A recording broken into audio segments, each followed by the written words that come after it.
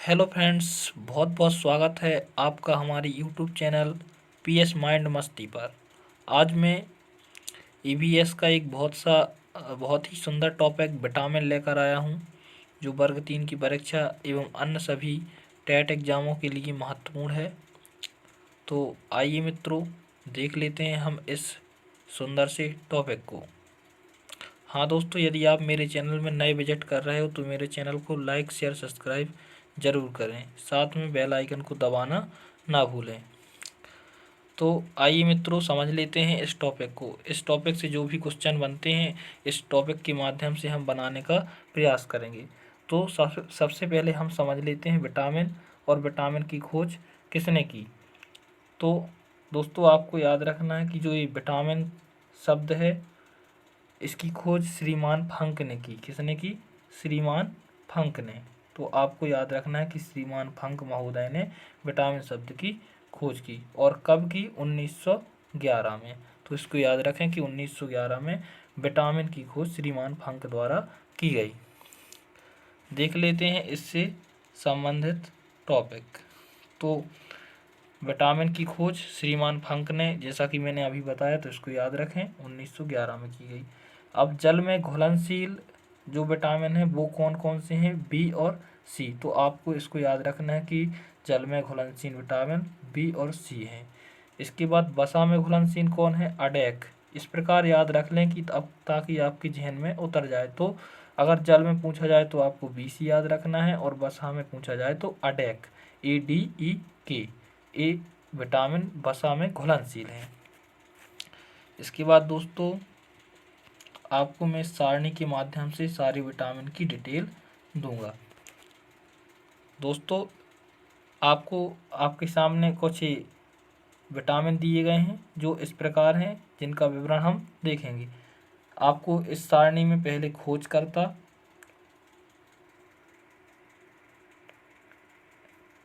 इसके बाद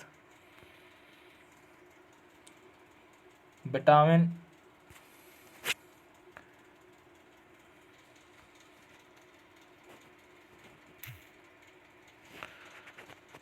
विटामिन और इसके बाद रासायनिक नाम, इसके बाद रोग या कमी, बचने के उपाय। इस प्रकार से आपको इस सारणी दी गई है। तो विटामिन ए, आपको याद रखना है कि विटामिन ए की खोज मैकुलन महोदय ने की। तो विटामिन ए की खोज किसने की? मैकुलन महोदय ने। इसका रासायनिक नाम रेटिनॉल है, और इससे जो इसकी कमी से जो रोग होता है वो है रतौंधी या संक्रमण भी इसको बोल देते हैं। इसके बाद इसके बचने के उपाय हैं दोस्तों। इसके बचने के उपाय के लिए आपको पपीता, गाजर, मछली, तेल, दूध, इन सभी का सेवन करना महत्वपूर्ण होगा। इसके बाद चलते हैं हम विटामिन बी। विटामिन बी को भी सेम मैकुलन महोदय ने दिया, और इसका रासायनिक नाम थायमिन है, और इसकी कमी से बेरी बेरी रोग होता है। तो आपको याद रखना है कि विटामिन बी की कमी से बेरी बेरी रोग होता है, और इसका रासायनिक नाम थायमिन है। इसके लिए आवश्यक तत्व यही हैं: मछली, तेल, दूध, फल। इसके बाद चलते हैं नेक्स्ट विटामिन, विटामिन सी। दोस्तों, विटामिन सी आपके सामने है। इसको हॉलकट महोदय ने दिया, और इसका रासायनिक नाम है एस्कॉर्बिक एसिड। अभी एसिड आ गया तो आप लोग तो जानते हैं कि एसिड जो होंगे वो खट्टे फल ही होंगे। तो इसके लिए आंवला, संतरा, नींबू, टमाटर, ये सब विटामिन बढ़ाने के लिए महत्वपूर्ण है। तो इनका सेवन हमें करना चाहिए। और इसकी कमी से जो रोग होता है वो होता है स्कर्वी या मसूड़े से संबंधित, दांतों से संबंधित, जैसे डायबिटीज हो गया, ये विटामिन सी की कमी से होता है। इसके बाद हम देख लेते हैं vitamin D. Vitamin D Hopkins महोदय ने दिया। इसका नाम है कैल्सीफेरॉल। तो इसको याद रखें कि इसका रासायनिक नाम कैल्सीफेरॉल है, और इसकी कमी से रैकेट्स होता है, और रैकेट्स अधिकतर बच्चों में होता है दोस्तों। तो इसको याद रखें। सूर्य का प्रकाश, दूध, अंडे, ये सब इसके सेवन के लिए, इस विटामिन को बढ़ाने के लिए जिम्मेदार तत्व हैं। तो इनका सेवन हमें करना चाहिए।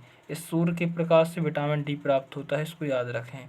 आपने देखा होगा कि जो रसियन लोग हैं, जब वो इस बीमारी के शिकार हो जाते हैं तो डॉक्टर लोग उनको सलाह देते हैं सूर्य का प्रकाश लेने के लिए। तो वो यहाँ टूरिज्म के रूप में गोवा में अपने भारत में आते हैं और सूर्य का प्रकाश लेते हैं, जिससे उन्हें विटामिन डी प्राप्त होता है।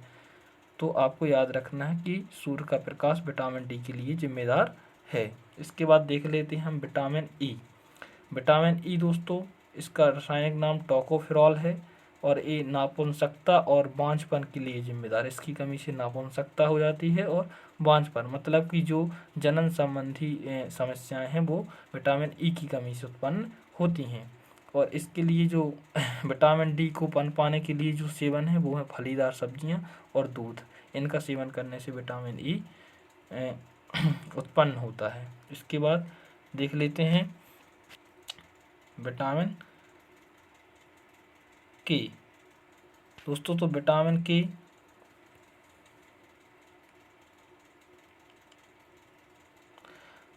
के इसका नाम है फिलोक्विनोन।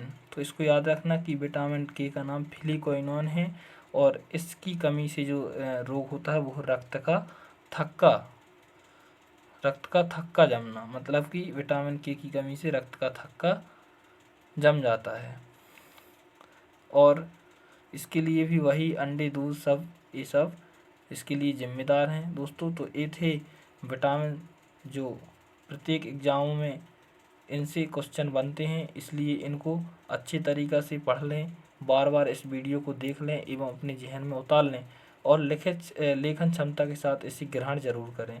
लेखन से क्या होता है दोस्तों, आपको याद हो जाता है और हमारे आँखों में उसका चित्र भी प्रतिरूप भी सामने आ जाता है, जो एग्ज़ाम में हमेशा काम करता है। तो दोस्तों ये थे विटामिन से संबंधित कुछ फैक्ट जो मैंने आपको समझाए और बताने का प्रयास किया है। लास्ट में दोस्तों एक नोट दिया गया है कि विटामिन B12 को कोबाल्ट के नाम से जाना जाता है, तो इसको भी याद रखें। और इसके बाद वीडियो के अंत में आप लोगों से गुजारिश है कि मेरे चैनल PS माइंड मस्ती को ज़रूर सब्सक्राइब करें और मेरे से जो भी कोशिश होगी मैं आपको देने का पूर्ण प्रयास करूंगा। तो दोस्तों तब तक के लिए नमस्कार, जय हिंद, जय भारत।